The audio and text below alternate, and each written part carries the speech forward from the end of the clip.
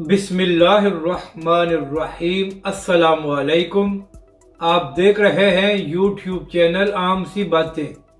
फयाज चौहान को तहरीक लब्बैक पाकिस्तान और अल्लामा साद हुसैन रिजवी की याद आ गई। इस वीडियो में हम इसी के मुतालिक बात करेंगे। नाज़रीन कराम, फयाज चौहान साहब PTI पंजाब के एक अहम रहनुमा हैं।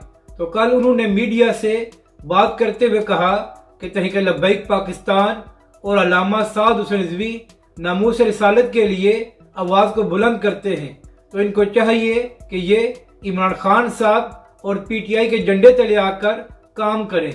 तो फयाज चौहान साहब, आपको ये बात करते हुए शर्म नहीं आई?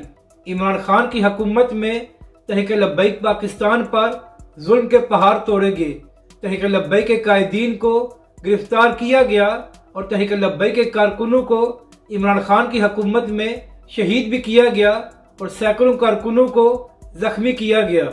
और यहाँ तक कि इमरान खान साहब ने जो तहरीक लब्बैक पाकिस्तान के साथ 3 मुआहदे किए थे, उनसे भी वादा खिलाफी की। तो तहरीक लब्बैक पाकिस्तान और अल्लामा साद हुसैन रिजवी ऐसे शख्स के साथ कैसे चल सकते हैं जो वादा खिलाफ हो?